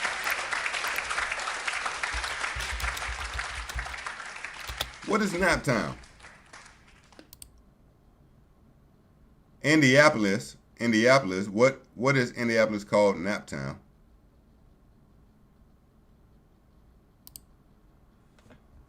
Let's see. Nigga finna give me. Nigga, I just want to know what the city is. Indianapolis called Naptown. The reason behind it, Indy City Circle nickname is obvious, but okay. Indianapolis. Nevertheless, that nigga Boosie, man, he fed up. Y'all playing with Boosie out here, man. Y'all niggas out here playing with big Boosie, man. Samuel Jackson not giving a fuck about a fan. Nah, I get it. Hold up. My nigga Samuel outside on the phone. I love you, Sam. I love you. I love you, man. I don't believe that shit. Damn. I don't believe that shit, nigga. I mean that. Yo, that's crazy, son. Yo, that's... And didn't care nothing else about that nigga. I don't believe that shit, nigga. I'm on the phone. Keep your ass moving, bruh. That's what that nigga said. That's what that nigga said. All right, we got a few more clips that we're going to check out. Oh, wait. Oh, yeah, we had another Boosie clip, too. Hold on, man. You know Boosie, man. He always uploading on the internet, man. Boosie keep a random clip of some shit. Just talking to the phone.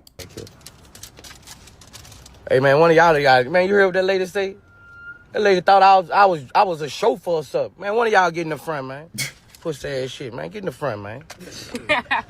Fucking, you heard what that lady just say? You chauffeuring them? Man, get in the front, man. Don't play with me, man. Man, Boosie, why you feel so disrespected them your kids, bruh? They want to sit in the back together, bruh. Yeah, man. Now wait till she see this on the gram when I'm telling y'all to get in the front. Oh, I'm a chauffeur. That nigga my Boosie, shit. Bro. I like to drive my own shit. Yeah, get in the front, man. Right. That nigga Boosie, bruh. Boosie funny as hell, bruh. Boosie funny as hell. Rap. We talked about that. Young Thug joining. Yo, family, we about out of topics. We gonna hit about 1-2 more. Felicia is out here tripping, gang. Y'all remember Felicia from Friday, gang? I think she's still on that same dope she was on back then. Now, I'm not sure why she's so salty. And I'm gonna be honest, family. Time waits for no man. Damn, look at Felicia, bruh. Damn. Look at Felicia, bro. Felicia getting up there. All right, so Felicia says she don't want to see another Friday. This is what she feels like. Let's check it out. Just need to do a Netflix series called. I think they just need to do a Netflix series called Felicia. Follow her from a little girl all the way up into a professional athlete mom. Nigga, what? Say that again. I think they just need to do a Netflix series called Felicia. Follow her from a little girl all the way up into a professional athlete mom. Her and Debo had 8 kids. They all professional athletes. They all play. They birthed an entire defensive line, and all their names start with D. Debo Jr., Debo the second, D-Bobo. Is this bitch serious? I know she don't actually believe they should do a mini series on Felicia from the first Friday movie. D-Bo. And they all got $100 million contracts. So that's where Felicia landed. Debo's gone. Mrs. Parker helped her raise the kids. Oh, no, she has really thought about this shit. She is actually serious. Felicia, are you still high? You were a, F character in the movie Friday. And when I say F, I don't mean like a fail. I mean like you got A character, B character, C. You way down the line. We saw you 3-4 times in that whole movie for 10-15 seconds apiece. Why do you think we need a Felicia subgenre series? Football coaches or basketball coaches, one of them could be playing hockey. One of them could be a bruiser in the National Hockey League. But that's where I think the story is. I don't really much. I would like to see character arcs for all of them. I would like to see Smokey progress past what's up, man. Right. So how is this project going to be even captivating? How is it going to be captivating 50-year-olds running around the hood talking about what's up, man? Now, I'm going to be honest with you. This is showing a lot of hate because I'm sure the idea Ice Cube has for this next Friday, which is currently in the works, would not be Smokey running around the hood trying to get high. There is character development just from age alone. So her putting this narrative on a movie that is not even halfway done yet, it's just showing that she feels negatively towards that entire Friday cast today. Something obviously had to go wrong because she could still be in the new Friday. But obviously that's out the picture because you can tell by the way she's speaking, she feels away. Bottom line. That's, you know, or Smokey and Day Day in jail because they sold some weed. I don't think that's lightning in a bottle. And I personally, Angela Means, I don't want to see anybody go to jail for selling weed. I don't think it's funny because we have so many black men in jail right now for selling weed, and I pass dispensaries every day, people selling weed. Family, she's created a whole narrative for the movie that don't even goddamn exist. This is crazy. I'm gonna be honest. That's another conversation. But, you know, I want to see their individual stories. I don't think all these people are on this block. Whether it's a reunion show, it's been so long. So many of the characters are gone. I want to see a Netflix series called Felicia. Boy, stop. She got to get the fuck out of here, man. She got to stop it. All right, real quick. Cardi speaking about her upcoming album. I'm going to be honest. If the album is anything like this right here, nigga, I'm here for it. The album is anything like this right here. Oh, my goodness. Man, classic already. I'm going to be honest with you. This is all I need. I'm going to tell you, this is all I need. Okay, let's check it out. Can you tell us anything about this new album? What can we expect? Anything. Okay, I feel like my album is something like, damn, I almost want to say my album's name because it really is. It really represents what it is. Okay. I feel like my album is messy. Ooh, She's a messy queen. Okay. I feel like it's unexpected, and I feel like it's something that is really not out right now. I feel like people are not gonna. There's gonna be things that people do. Nice watch. Okay, that's a nice watch while we already here. Expect from me, and then there's gonna be things that are not expected from me. Like it's a lot of lover girl thing too on my album because you know what I'm saying. Like it's like I've been heartbroken, and then I'm loving again, and then I'm exploring again. Okay. And you know, I don't know, like it's like you know, it's a lot I wanna. You know what I'm saying? Yes. Okay. And the album announcement is gonna be. I don't know. When I think I have a meeting with Billboard. I need to have a meeting with. You gotta come in the office. Okay, no, I'm rolling. I like this. Okay.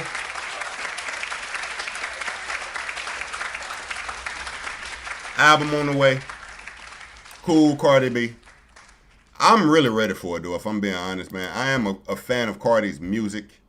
All right, and I'm interested on what the next album will sound like. I do feel like there's a moment she already missed, but I'm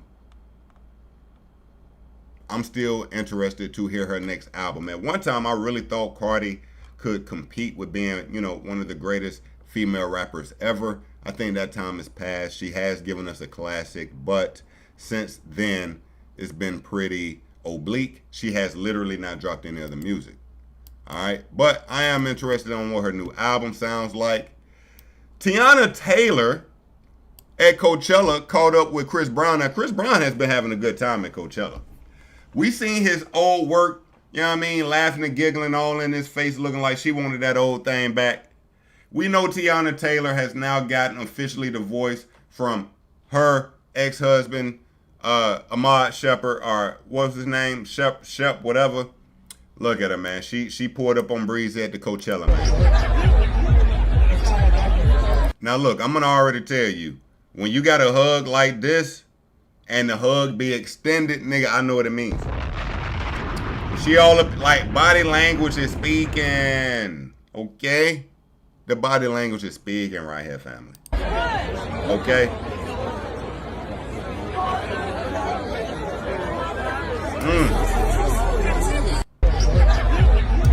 Yeah, buddy. Nah. Okay. Look, Breezy looking at her ass like a snack too, boy. Breezy looking at her ass like a snack. I would too, man. All right, family. We got YG at Coachella, and he was definitely tweaking as well. You already know what it is. Bluffing West Side bumping, nigga. That nigga mouth is turned, bro. That nigga jaw lock, nigga. Jaw lock. YG, Scotty spit, man. You already know what it is. Bluffing West Side bumping on the gang though. I make this fabulous shit look good. Damn. I got a true living with the forces with no socks. Damn. Yeah. Yeah. You know the vibe, nigga. Yeah. What's your favorite song right now? What's my favorite song right now? Mustard! Oh, blood. Boosie, me too. Okay. Me too. When it comes to visiting LA, right? Yeah. What advice you give to people when it comes to choosing colors and how to be careful when it comes Don't to wear no all red and all blue, man. You'll never know where you at. It's gonna go down, and it might be bad for you. Damn. So just If be you in if you in LA County, yeah. If you in Hollywood in the Valley, Okay, man. man. This be the problem. Okay, family. Okay, family. We see it's y'all twisted. We know what time it is. Family, we did it. All right. Another stream, kind of light today, family. I think next stream, we are going to go ahead and do that top 15 mixtapes all the time. Depending on what kind of content out, man, we'll break down that top 15 mixtapes of all time, family. I really just wanted to come back and kick it with you today, and I'm glad I did. Still pretty early in the Saturday. We got Easter tomorrow. Family, let's be safe this evening. Let's be safe tomorrow. Family, let's be safe in general. All right, but until next time, which will be soon, we are going to be out, family. Again, stay safe. If you have not, make sure you hit that like and subscribe, family. I appreciate you, no cap. All right. Again, expect the stream maybe Monday. I'm going to try to edit up a video or two. Until then, family, it's nothing but love. As you know, I appreciate you, family. We out. Peace.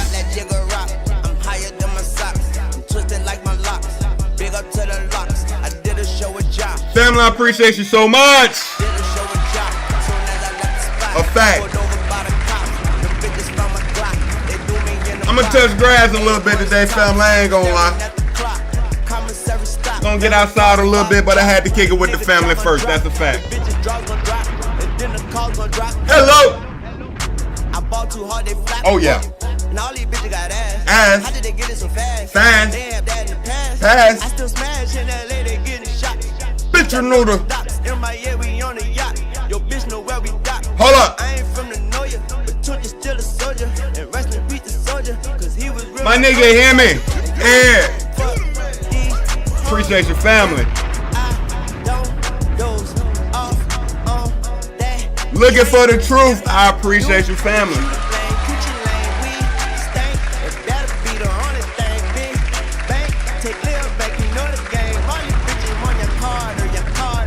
The fireman, the fire starter, need water. All of your bitches, they prove. All of my bitches, they new. They got more bitches than you. All of these hoes in cahoots. But my bitch keep me in the loop. She blow me like hot camera soup.